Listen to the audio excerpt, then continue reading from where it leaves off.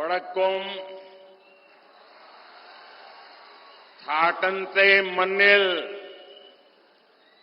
Oracle कुड़ी वरान साधी चतील एनिक्य अतियाया संतोषम उंड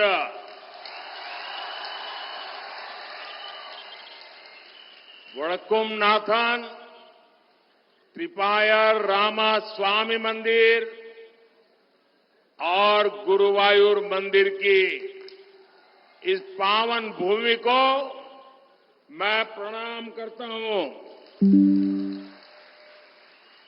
कुछ ही समय पहले मुझे त्रिपायर रामस्वामी मंदिर और गुरुवायूर मंदिर में दर्शन के लिए आने का सौभाग्य मिला था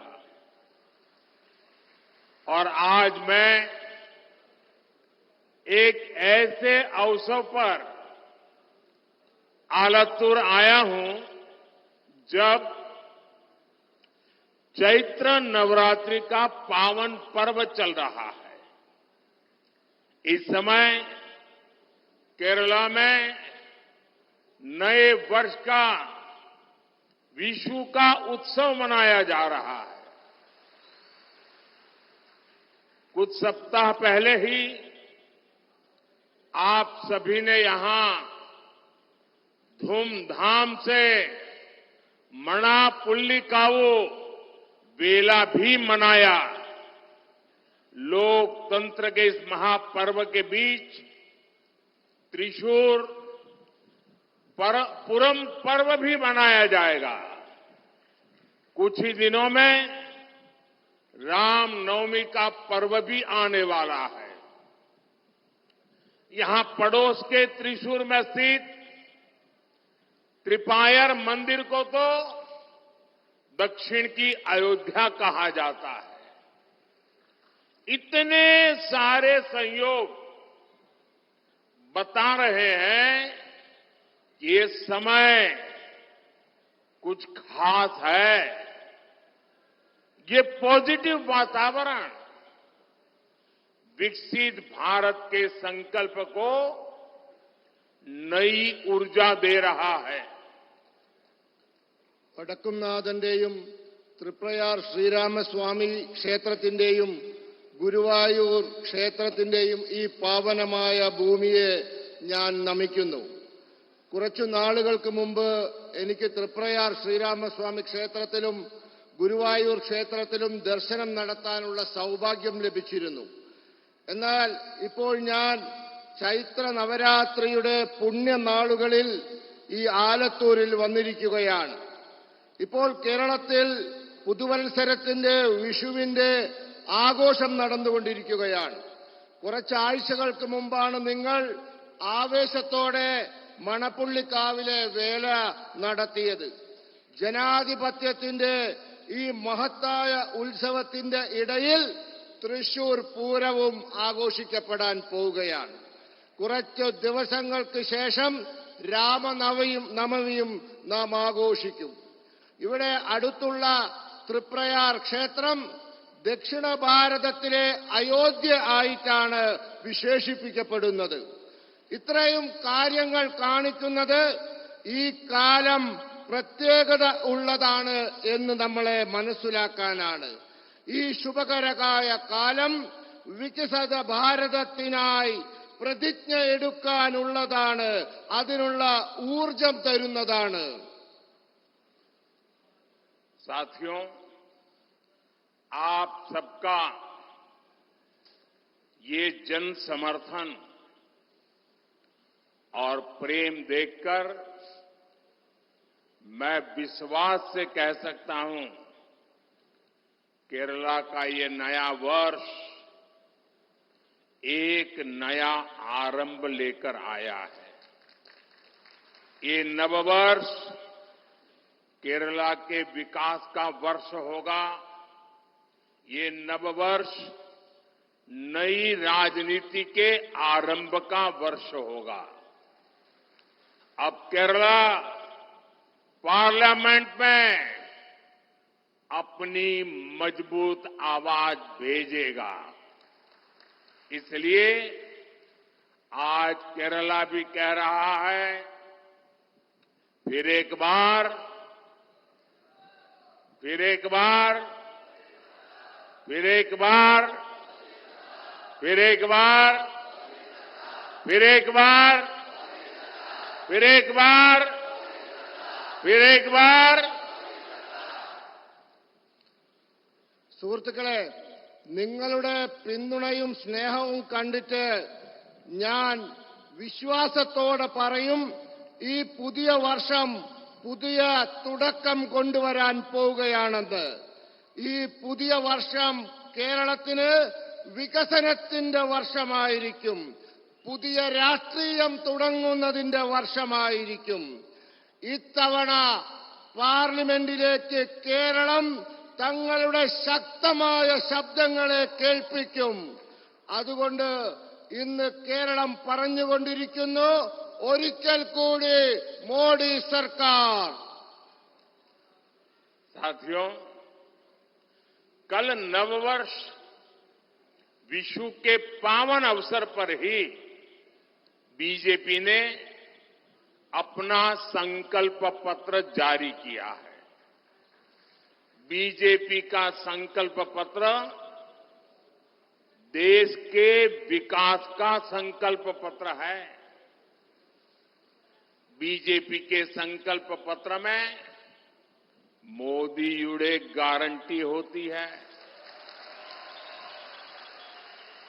आयुष्मान भारत के तहत केरला के 73 लाख से ज्यादा लाभार्थियों को आर्थिक मदद मिली है।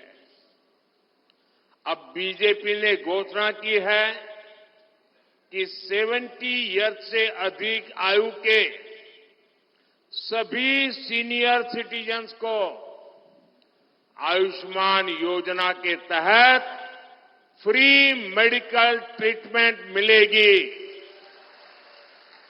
और यही मोदी युडे गारंटी। मोदी युडे गारंटी यानी पीएम आवास योजना में गरीबों के लिए 3 करोड़ नए घर बनेंगे, नए आवास बनेंगे।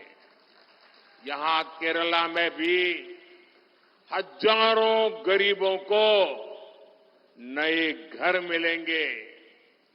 मोदी युडे गारंटी यानी केरला के हर जन औषधि केंद्र पर लोगों को 80% डिस्काउंट पर सस्ती दवाई मिलती रहेगी। Medicine with 80% discount. मोदी युडे गारंटी यानी हमारे युवाओं को मुद्रा योजना में अब 10 लाख की जगह 20 लाख रुपीस का सपोर्ट मिलेगा।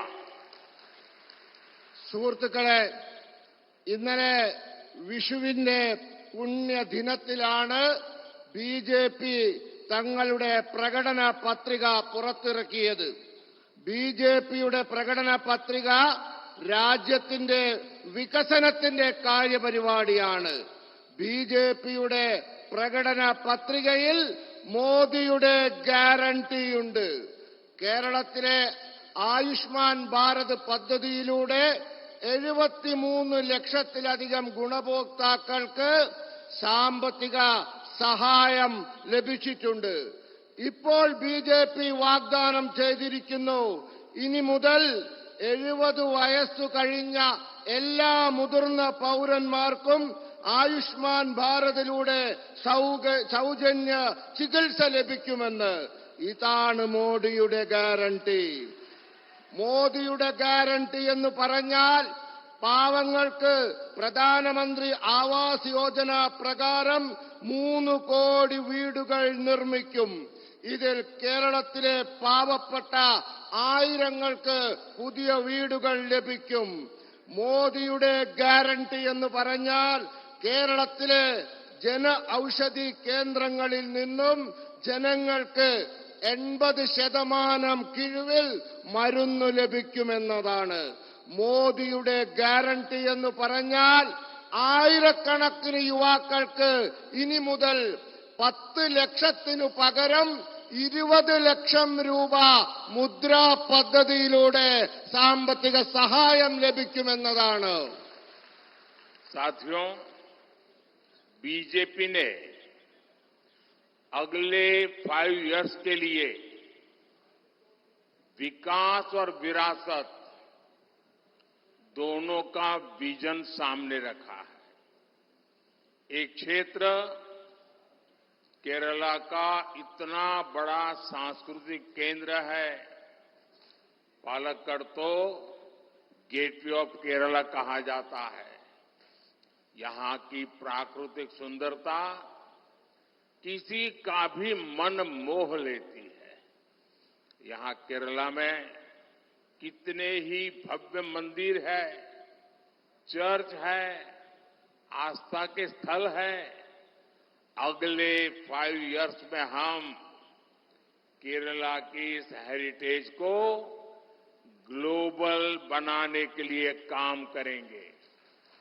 हम केरला को हाईवेज, एक्सप्रेसवेज और हाई स्पीड वंदे भारत ट्रेनों के नेटवर्क से जोड़ेंगे.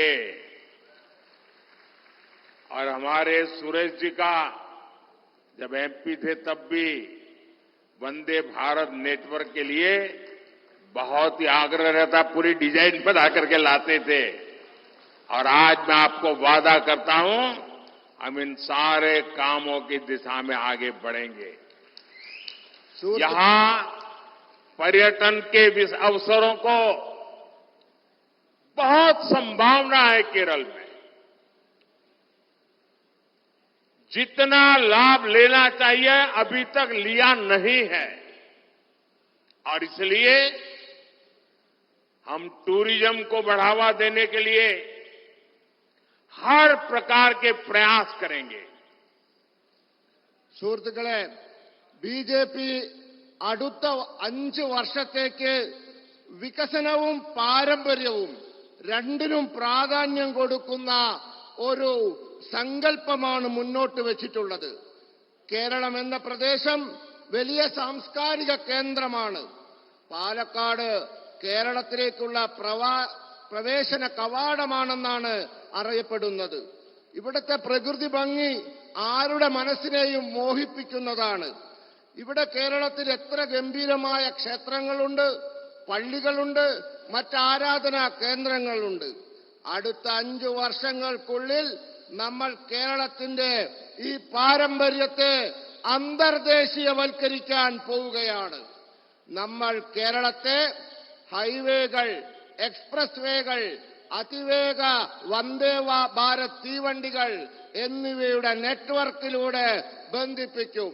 നമ്മുടെ പ്രിയപ്പെട്ട സുരേഷ് ഗോപി സ്ഥിരമായി എന്നെ വന്ന് കണ്ട് വന്ദേ ഭാരതിന്റെ പുതിയ ഡിസൈനുകൾ കാണിച്ച് അങ്ങനെ വേണം ഇങ്ങനെ വേണമെന്നൊക്കെ പറയാറുണ്ട്.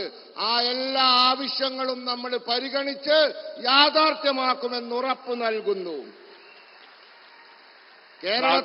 കേരളത്തിന് വിനോദസഞ്ചാര രംഗത്ത് വലിയ സാധ്യതകളുണ്ട്. അതൊന്നും വേണ്ട രീതിയിൽ ഉപയോഗപ്പെടുത്തിയിട്ടുള്ള അടുത്ത 5 വർഷം അതൊക്കെ വികസിപ്പിച്ച് നമ്മൾ ഉപയോഗപ്പെടുത്തും. साथियों, विकसित होते भारत की पहचान आधुनिक इंफ्रास्ट्रक्चर से भी होगी. आज देश में नए एक्सप्रेस वे बन रहे हैं, नए एयरपोर्ट बन रहे हैं. अब बीजेपी ने कल अपने मैनिफेस्टो में घोषणा की है कि जैसे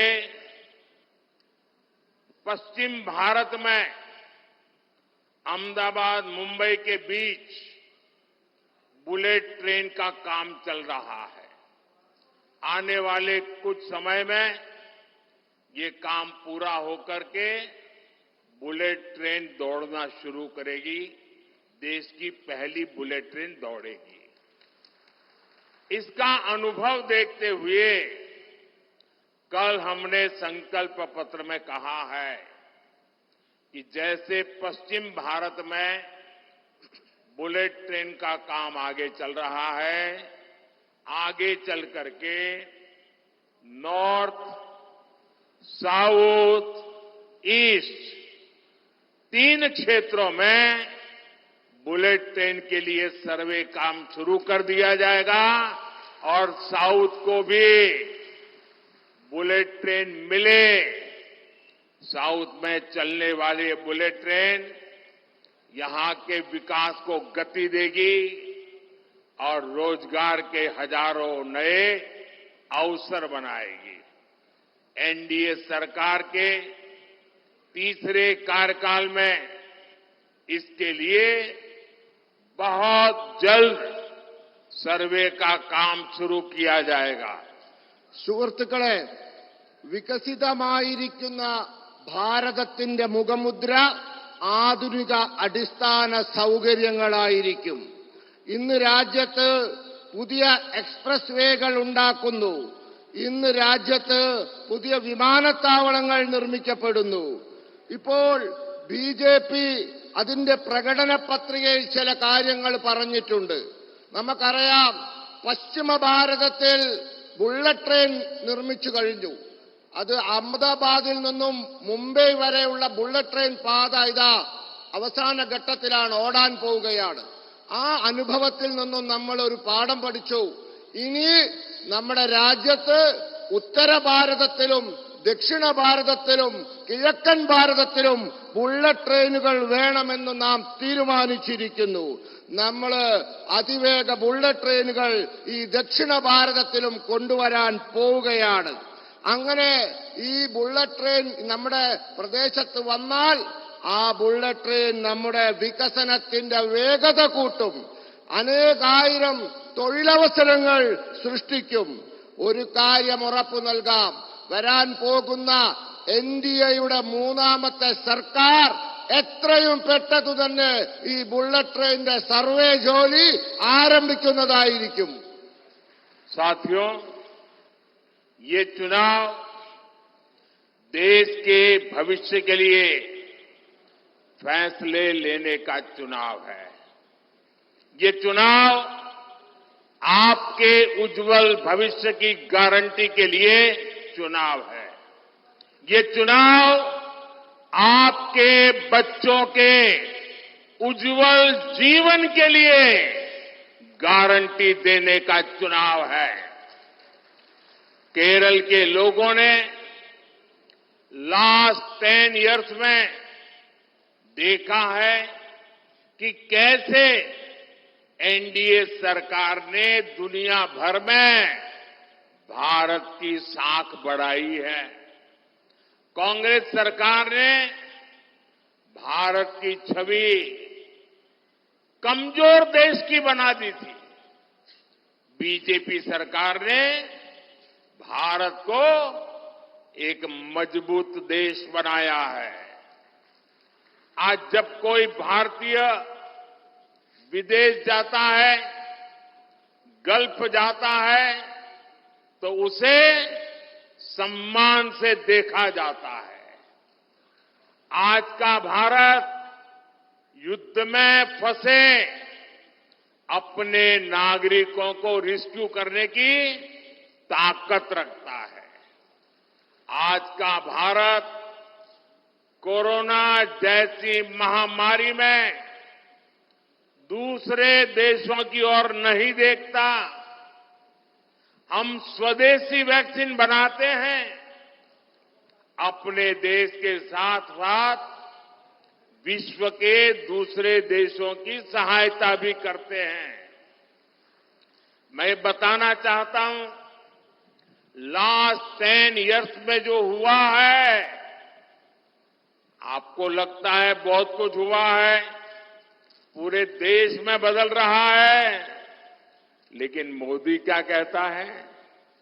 मोदी तो कहता है 10 साल में इतना सारा भले हुआ, लेकिन जो हुआ है ना वो तो ट्रेलर है, ट्रेलर। अभी तो बहुत कुछ करना है। अभी तो हमें हमारे देश को, हमारे केरला को बहुत आगे लेकर जाना है। സുഹൃത്തുക്കളെ, ഈ തെരഞ്ഞെടുപ്പ് രാജ്യത്തിന്റെ ഭാവി നിശ്ചയിക്കുന്ന തെരഞ്ഞെടുപ്പാണ്. ഈ തെരഞ്ഞെടുപ്പ് നിങ്ങളുടെ ഓരോരുത്തരുടെയും ഭാവി നിശ്ചയിക്കുന്ന തെരഞ്ഞെടുപ്പാണ്. നിങ്ങളുടെ കുട്ടികളുടെ ഭാവി നിശ്ചയിക്കുന്ന തെരഞ്ഞെടുപ്പാണ്. അതിനനുസരിച്ചുള്ള തീരുമാനം നാം എടുക്കണം. കേരളത്തിലെ ജനങ്ങൾ കണ്ടതാണ് കഴിഞ്ഞ 10 വർഷത്തിനുള്ളിൽ ലോകത്ത് ഭാരതത്തിന്റെ യശസ് എത്ര ഉയർന്നു എന്നുള്ളത്. കോൺഗ്രസിന്റെ ഭരണകാലത്ത് ലോകം നമ്മളെ നോക്കിയത് ഒരു ദുർബല രാജ്യമായിട്ടായിരുന്നു. എന്നാൽ ഇന്ന് നമ്മളെ ലോകം നോക്കിക്കാണുന്നത് കരുത്തുറ്റ ഒരു രാജ്യമായിട്ടാണ്. ഇന്ന് ആരെങ്കിലും വിദേശത്ത് പോയാൽ, ഗൾഫിൽ പോയാൽ അവർക്ക് അറിയാം അവരെ രാജ്യത്തിന് കിട്ടുന്ന ബഹുമാനം അവർക്കും കിട്ടുന്നു. അവരെ എത്ര ബഹുമാനത്തോടാണ് നോക്കിക്കാണുന്നത് എന്ന്. ഇന്ന് ഭാരതം യുദ്ധരംഗത്ത് പെട്ടുപോയ നമ്മുടെ പൗരന്മാരെ തിരിച്ചു കൊണ്ടുവരാൻ, രക്ഷിച്ചു കൊണ്ടുവരാനുള്ള ശക്തിയുള്ള രാജ്യമായി മാറിയിരിക്കുന്നു. ഇന്ന് ഭാരതം കൊറോണ പോലുള്ള മഹാമാരികളുടെ കാലത്ത് സഹായത്തിനായി മറ്റു രാജ്യങ്ങളെ ആശ്രയിക്കുന്നില്ല. ഇന്ന് നാം തദ്ദേശീയമായി വാക്സിൻ ഉണ്ടാക്കുന്നു. നമ്മുടെ ആവശ്യങ്ങൾ പൂർത്തീകരിക്കുന്നതോടൊപ്പം മറ്റു രാജ്യങ്ങളെ സഹായിക്കുകയും ചെയ്യുന്നു. ഞാൻ പറയാൻ ആഗ്രഹിക്കുന്നു, കഴിഞ്ഞ 10 വർഷം കണ്ടത് നിങ്ങൾ വിചാരിക്കും വലിയ കാര്യങ്ങളൊക്കെ നടന്നു, എല്ലാം തീർന്നു എന്ന്. എന്നാൽ അങ്ങനെയൊന്നുമല്ല. കഴിഞ്ഞ 10 വർഷം കണ്ടത് കേവലം സിനിമയുടെ ട്രെയിലർ മാത്രമാണ്. ഇനിയാണ് കാണാനിരിക്കുന്നത്. നമുക്ക് വളരെ കാര്യങ്ങൾ ചെയ്യാനുണ്ട്. നമുക്ക് രാജ്യത്തെ വളരെ ദൂരം കൊണ്ടുപോകാനുണ്ട്. साथियों, एनडीए सरकार नारायण गुरु के उन विचारों पर काम करती है। हमारी प्राथमिकता है गरीब कल्याण और लोक कल्याण। इसलिए लास्ट 10 इयर्स में एनडीए सरकार में जल जीवन मिशन के तहत केरला में 36 लाख से ज्यादा नल से जल कनेक्शन मिले हैं। लेकिन मुझे दुख के साथ कहना है, पूरे देश में जिस गति से जल जीवन मिशन चला है, केरला में यहां की सरकार उतना चलने नहीं दे रही है। वो भ्रष्टाचार की तलाश में होते हैं और इसलिए आज भी केरल में घरों में पीने का पानी का संकट है। अगर हिंदुस्तान में कोई सुनेगा कि राजस्थान में पानी का संकट है या गुजरात में पानी का संकट है, तो लोगों को लगता है कि हाँ यार मुसीबत है। केरल में पानी का संकट ये यहां की सरकार की विफलता का जीता जागता सबूत है। और मैं गारंटी देता हूं, मैं हर घर नल से जल पहुंचाना चाहता हूं। आप मुझे आशीर्वाद दीजिए। अब इतना कर लीजिए।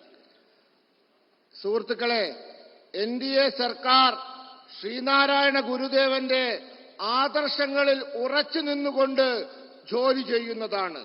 നമ്മുടെ പ്രത്യേകത പാവങ്ങളുടെ ക്ഷേമവും ജനങ്ങളുടെ ക്ഷേമവുമാണ്. അതുകൊണ്ട് കഴിഞ്ഞ 10 വർഷം കൊണ്ട് എൻഡിഎ സർക്കാർ ജൽ ജീവൻ മിഷൻ പദ്ധതിയിലൂടെ 36 ലക്ഷത്തിലധികം പൈപ്പ് കണക്ഷനുകൾ കേരളത്തിൽ നൽകി. പക്ഷേ ദുഃഖകരമെന്ന് പറയട്ടെ, കേരളത്തിൽ അതിന്റെ വേഗത പോരാ. ഇവിടത്തെ സർക്കാരിന് അതിനൊന്നും താല്പര്യമില്ല. അഴിമതി നടത്തി പണമുണ്ടാക്കാനുള്ള ശ്രദ്ധയിലാണ് അവർ. ഗുജറാത്തിൽ വെള്ളമില്ല, ശരിയാണ്. രാജസ്ഥാനിൽ വെള്ളമില്ല, ആളുകൾ പറയും ശരിയാണ്, അവിടെ കുഴപ്പങ്ങളുണ്ട്.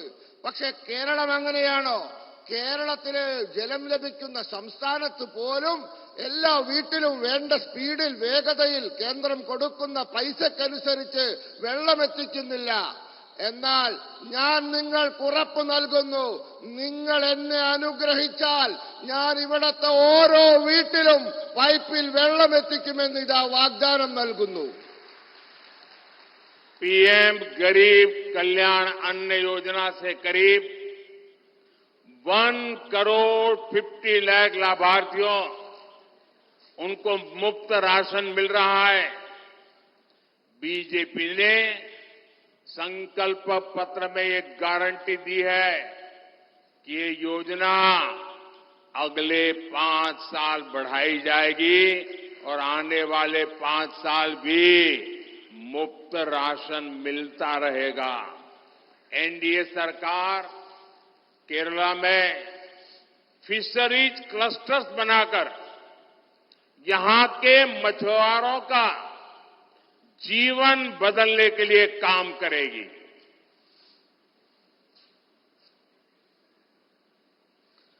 സുഹൃത്തുക്കളെ, ഗരീബ് കല്യാൺ അന്ന യോജന പദ്ധതിയിലൂടെ കേരളത്തിൽ 1,50,00,000 ഗുണഭോക്താക്കൾക്ക് സൗജന്യ റേഷൻ കൊടുത്തുകൊണ്ടിരിക്കുന്നു.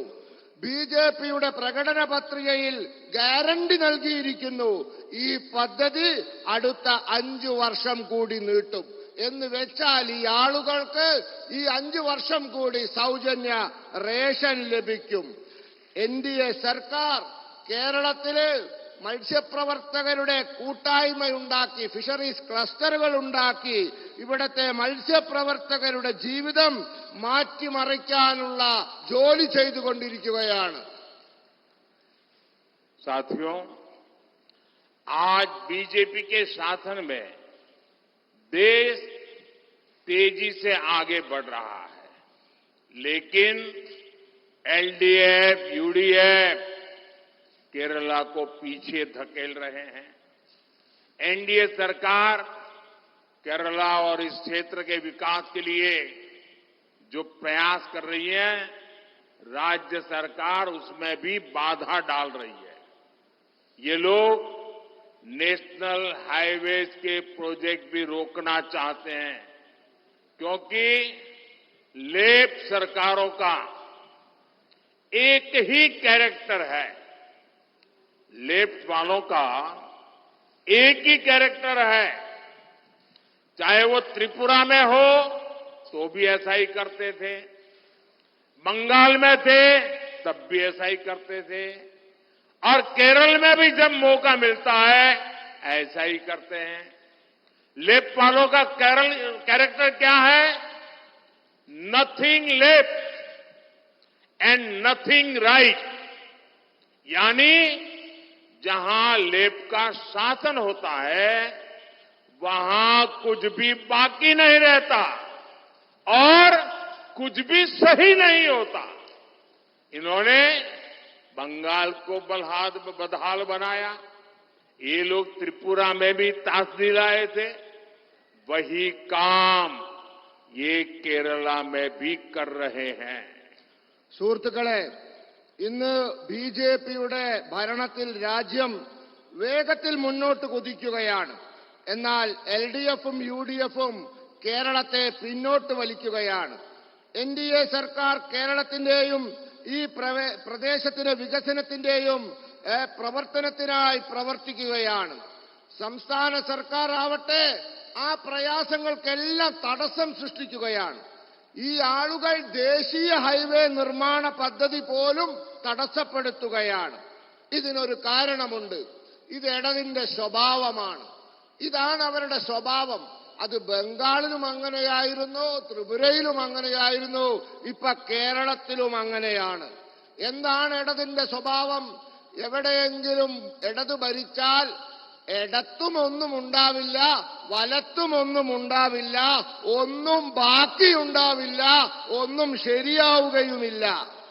അവർ ഭരിച്ച് ബംഗാളിനെ നശിപ്പിച്ചു. അവർ ത്രിപുരയിലും നാശം കൊണ്ടുവന്നു. ഇപ്പോൾ ആ പണി അവർ കേരളത്തിലെടുക്കുകയാണ്. साथियों, आज केरला जैसे शांति प्रिय राज्य में हिंसा अराजकता आम हो गई है। आज केरला में खुलेआम राजनैतिक हत्याएं कराई जाती हैं। कॉलेज के कैंपस तक असामाजिक तत्वों के अड्डे बन गए हैं। सांप्रदायिक सौहार्द को बिगाड़ने वाले एलिमेंट्स को सरकारी संरक्षण मिलता है। हमारे बच्चे तक सुरक्षित नहीं है। സുഹൃത്തുക്കളെ, ഇന്ന് സമാധാനപ്രിയരായ കേരളത്തിൽ അക്രമവും അരാജകത്വവും സാധാരണ സംഭവമായി മാറിയിരിക്കുന്നു. ഇന്ന് കേരളത്തിൽ വളരെ പരസ്യമായി തന്നെ രാഷ്ട്രീയ കൊലപാതകങ്ങൾ നടക്കുന്നു.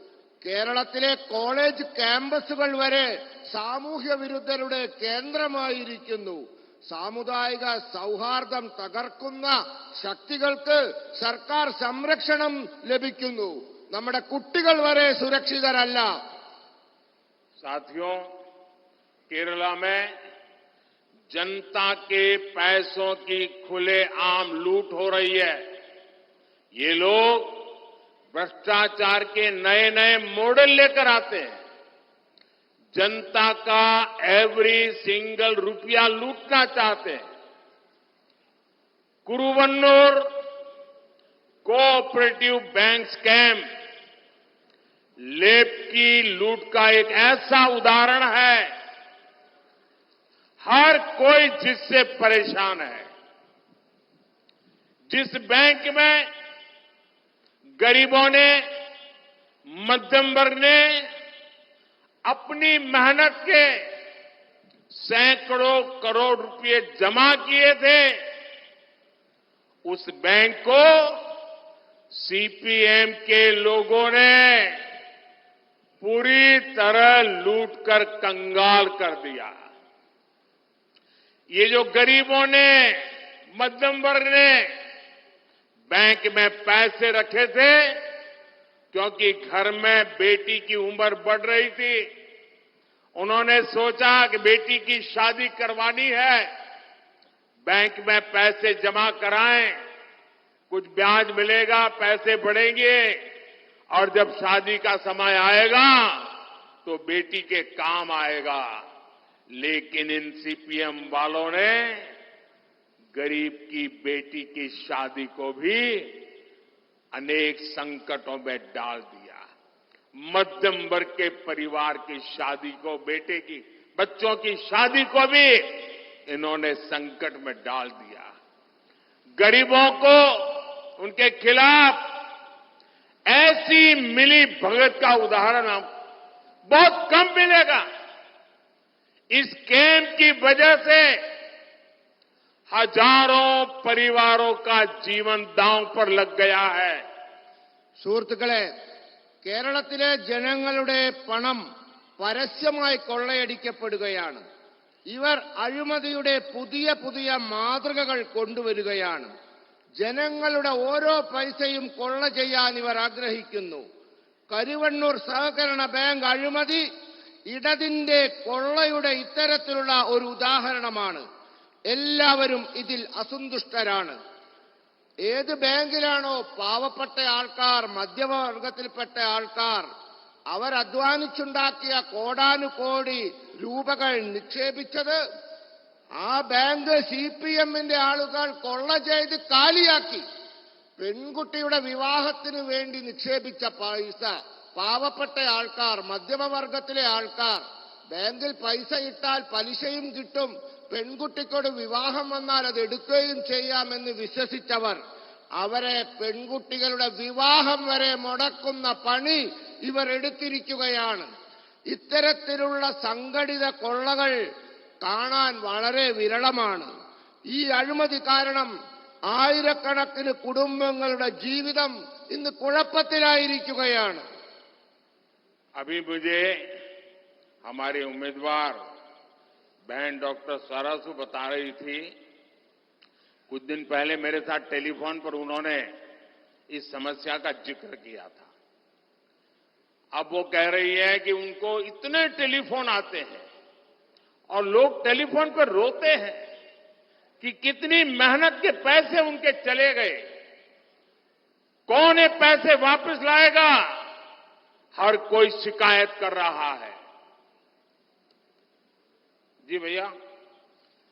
സുഹൃത്തുക്കളെ, ഇവിടെ ഈ പണവുമായി ബന്ധപ്പെട്ട് നമ്മുടെ പ്രിയങ്കരിയായ സ്ഥാനാർത്ഥി സഹോദരി ശ്രീമതി സരസു എന്നെ വിളിച്ചിരുന്നു. അവർക്ക് പലരും അവരെ ഫോൺ ചെയ്യുന്നു. അവർ പൊട്ടിക്കരയുകയാണ് ഫോണിലൂടെ. ഞങ്ങളുടെ പൈസ പോയി, ഈ പൈസ എങ്ങനെ തിരിച്ചു കിട്ടുമെന്നൊക്കെ ആലോചിച്ച് അവർ കരഞ്ഞുകൊണ്ട് ഇവരോട് ഫോൺ ചെയ്ത് സംസാരിക്കുന്നതായി അവർ എന്നോട് പറഞ്ഞു. साथियों, यहां सीपीएम के मुख्यमंत्री 3 साल से लगातार झूठ बोल रहे हैं कि इस कोऑपरेटिव स्कैम के पीड़ितों को उनका पैसा वापस मिलेगा। ये भी झूठ बोलते हैं कि दोषियों पर कार्रवाई होगी। ये आपका सेवक मोदी है जिसने इस केस की जांच करवाई।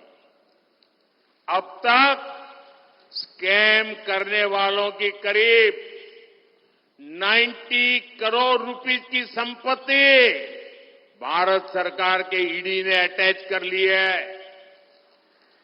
मैं इस बारे में कानूनी सलाह ले रहा हूं कि कैसे जिनके पैसे डूब गए हैं ऐसे गरीबों को उनका पैसा वापस कैसे करूं, ये 90 करोड़ रुपया उनको कैसे बांट दो। बीजेपी सरकार पहले भी देश में 17,000 करोड़ रुपए ऐसे स्कैम पीड़ितों को वापस दिलवा चुकी है। इसलिए मैं इस कोऑपरेटिव स्कैम के पीड़ितों को भरोसा देता हूं कि उनका पैसा वापस दिलाने में भाजपा और मेरी सरकार कोई कसर बाकी नहीं छोड़ी जाएगी। സുഹൃത്തുക്കളെ, ഇവിടെ സിപിഎമ്മിന്റെ മുഖ്യമന്ത്രി 3 വർഷമായി നുണ പറഞ്ഞുകൊണ്ടിരിക്കുകയാണ്. ഈ സഹകരണ കൊള്ളയിൽ പണം നഷ്ടപ്പെട്ടവർക്ക് അവരുടെ പണം തിരിച്ചു നൽകുമെന്നും കുറ്റക്കാർക്കെതിരെ നടപടിയുണ്ടാവുമെന്നുമൊക്കെയാണ് നുണ പറയുന്നത്. എന്നാൽ നിങ്ങളുടെ സേവകനായ മോദിയാണ് ഈ കേസിൽ അന്വേഷണം നടത്തിയത്. ഇതുവരെ ഈ കേസിൽ ഏതാണ്ട് 90 കോടി രൂപയിലധികം സമ്പത്ത് ഭാരത സർക്കാരിന്റെ ഇഡി കണ്ടുകെട്ടിയിരിക്കുകയാണ്. ഞാൻ ഇപ്പോഴും നിയമജ്ഞരുമായി ചർച്ച ചെയ്തുകൊണ്ടിരിക്കുകയാണ്. പാവങ്ങളുടെ പണം എങ്ങനെ തിരിച്ചു കൊടുക്കാം, ഈ പിടിച്ചെടുത്ത 90 കോടി രൂപ അവർക്ക് എങ്ങനെ കൊടുക്കാമെന്ന് ഞാൻ ചർച്ച ചെയ്തുകൊണ്ടിരിക്കുകയാണ്. ഭാരത സർക്കാർ കഴിഞ്ഞ കാലങ്ങളിൽ 17,000 കോടി രൂപ ഇത്തരത്തിൽ അഴിമതിയാൽ വഞ്ചിക്കപ്പെട്ടവരുടേത് പിടിച്ചെടുത്ത് തിരിച്ചു കൊടുത്തിട്ടുണ്ട്. അതുകൊണ്ട് ഈ കരുവണ്ണൂർ സഹകരണ കൊള്ളയിൽ വഞ്ചിതരായവർക്ക് ഞാൻ ഉറപ്പ് നൽകുന്നു, നിങ്ങളുടെ പണം തിരിച്ചു തരാൻ സാധ്യമായതെല്ലാം മോദി സർക്കാർ, ബിജെപി സർക്കാർ ചെയ്യും. അതിനുവേണ്ടി ഏത് തറ്റം വരെയും ഞങ്ങൾ പോകും. साथियों, कांग्रेस के एक बड़े नेता जिनको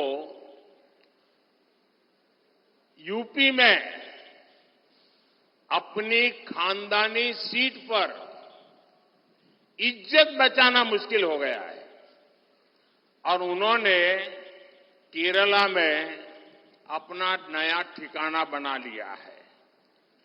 चुनाव जीतने के लिए यहां कांग्रेस ने उस संगठन के पॉलिटिकल विंग से बैकडोर समझौता किया है जिसको देश में देश विरोधी प्रवृत्ति के लिए बैन किया गया है।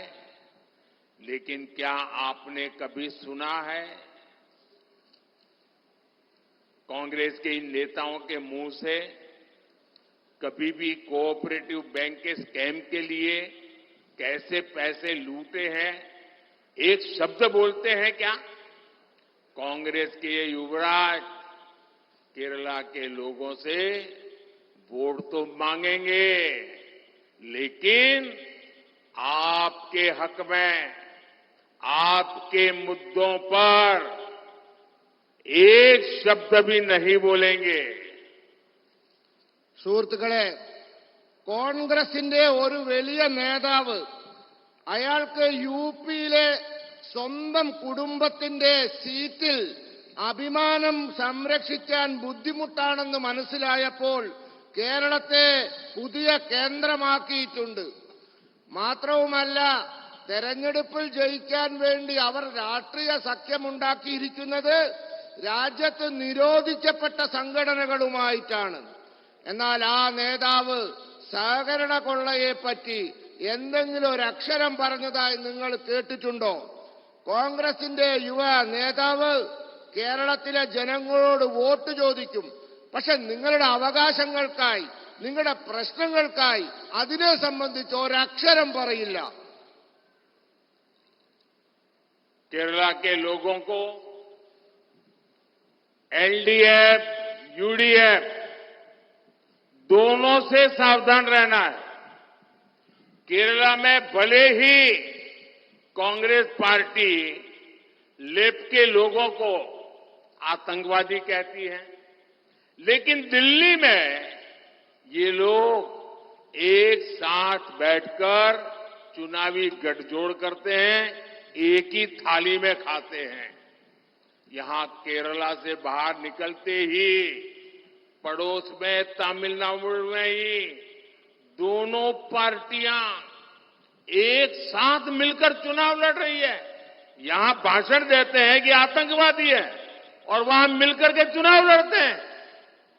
और जो लेफ्ट वाले लोग कांग्रेस पर परिवारवाद के आरोप लगाते थे, अब वो खुद उनसे परिवारवाद के फायदे क्या है इसके टिप्स ले रहे हैं।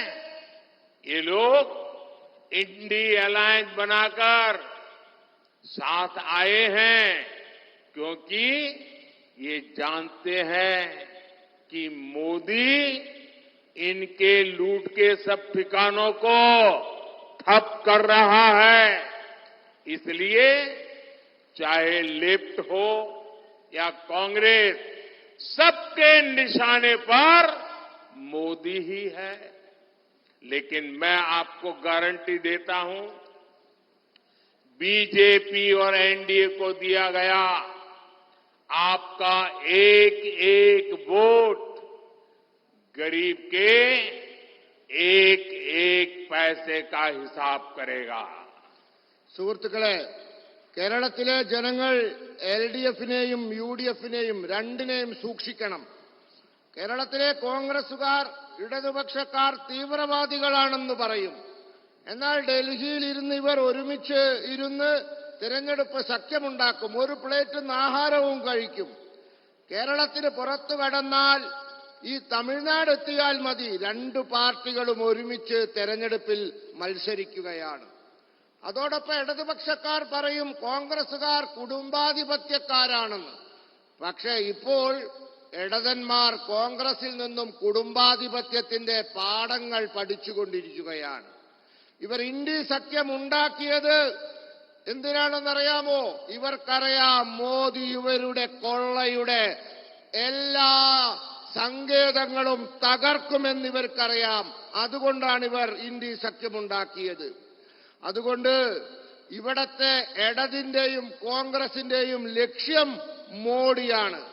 എന്നാൽ ഞാൻ നിങ്ങൾക്ക് ഉറപ്പു തരുന്നു, നിങ്ങൾ ബിജെപിക്ക് നൽകുന്ന ഓരോ വോട്ടും പാവങ്ങളുടെ ഓരോ പൈസയും സംരക്ഷിക്കുമെന്ന്. साथियों, 26 अप्रैल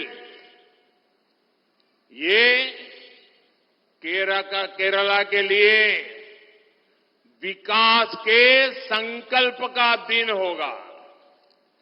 केरल के उज्जवल भविष्य के लिए वोट करने का दिन होगा. मेरी अपील है कि वोटिंग के दिन आप आलातूर से डॉक्टर टी.एन. सरसो, त्रिशूर से श्री सुरेश गोपी, पोन्नानी से श्रीमती निवेदिता सुब्रमण्यम, मलप्पुरम से श्री वी.सी. अब्दुल सलाम और चालाकुड़ी से एनडीए उम्मीदवार श्री के.ए. उन्नीकृष्णन, इन सबको रिकॉर्ड वोटों से जिताकर मुझे दिल्ली में मदद करने के लिए भेजिए. आप मेरा यह अनुरोध हर घर तक पहुंचाए और हर घर ये भी बताएं कि मोदी जी ने हर परिवार को, हर बुजुर्ग को, हर माता को, सबको प्रणाम कहा है. സുഹൃത്തുക്കളെ, 26 ഏപ്രിൽ അന്ന് കേരളത്തെ സംബന്ധിച്ചിടത്തോളം മാറ്റത്തിന്റെയും വികസനത്തിന്റെയും പ്രതിജ്ഞ എടുക്കുന്ന ദിനമാണ്. നമ്മുടെ ഉജ്ജ്വലമായ ഭാവിക്ക് വേണ്ടി നാം തീരുമാനമെടുക്കുന്ന ദിവസമാണ്. എനിക്ക് നിങ്ങളോടുള്ള അപേക്ഷ, നിങ്ങൾ വോട്ടിംഗ് ദിനത്തിൽ ആലത്തൂരിൽ ഡോക്ടർ ടി.എൻ. സരസുവിനും, തൃശൂരിൽ ശ്രീ സുരേഷ് ഗോപിക്കും, പൊന്നാനിയിൽ ശ്രീമതി നിവേദിത സുബ്രഹ്മണ്യനും, മലപ്പുറത്ത് ശ്രീ वी.सी. അബ്ദുൾ സലാമിനും, അതോടൊപ്പം ചാലക്കുടിയിൽ എൻഡിഎ സ്ഥാനാർത്ഥി ശ്രീ കെ.എ. ഉണ്ണികൃഷ്ണനും, ഇവർക്ക് എല്ലാവർക്കും വോട്ട് ചെയ്ത് ഇവരെ റെക്കോർഡ് ഭൂരിപക്ഷത്തിൽ വിജയിപ്പിച്ച് ഡൽഹിയിൽ എന്നെ സഹായിക്കാൻ അയക്കണമെന്നാണ്. അതോടൊപ്പം നിങ്ങളോടുള്ളൊരു അപേക്ഷ, നിങ്ങൾ എല്ലാ വീടുകളിലും എത്തണം, എല്ലാ പ്രായമായവരെയും കാണണം, എല്ലാ അമ്മമാരെയും കാണണം. എല്ലാവരോടും മോദി അവരോട് നമസ്കാരം പറഞ്ഞു എന്ന് പറയണം. मेरे साथ बोलिए, भारत माता की. दोनों मुट्ठी बंद करके पूरी ताकत से बताइए, भारत माता की, भारत माता की, भारत माता की. बहुत बहुत धन्यवाद.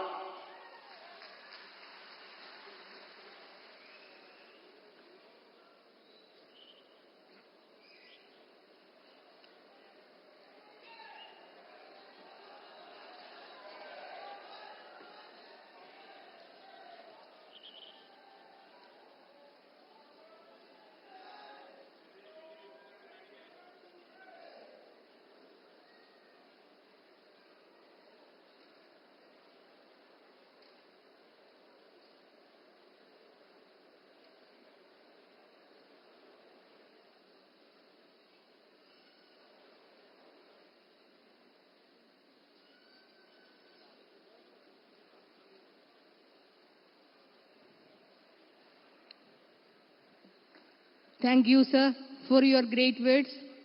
ഇനി നന്ദി പ്രകാശനം ബിജെപി തൃശൂർ ജില്ലാ അധ്യക്ഷൻ അഡ്വക്കേറ്റ് കെ.കെ. അനീഷ് കുമാർ. പ്രിയപ്പെട്ടവരെ, ഇന്നിവിടെ സംഭവിച്ചത് സ്വപ്നമാണോ യാഥാർത്ഥ്യമാണോ എന്ന് നിങ്ങളെപ്പോലെ എനിക്കും സംശയമുണ്ട്. ലോകത്തിലെ ഏറ്റവും കരുത്തനായിട്ടുള്ള പ്രധാനമന്ത്രി നമ്മുടെ ഈ കൊച്ചു പട്ടണത്തിൽ വരുമെന്നും നമ്മളോട് സംസാരിക്കുമെന്നും നമ്മുടെ വിദൂരമായിട്ടുള്ള സ്വപ്നങ്ങളിൽ പോലും ഉണ്ടായിരുന്നില്ല. പക്ഷേ ഇന്നത് സംഭവിച്ചിരിക്കുന്നു. 3 മാസത്തിനിടയിൽ 3 തവണയാണ് നമ്മുടെ പ്രധാനമന്ത്രി തൃശൂരിൽ വന്നത്.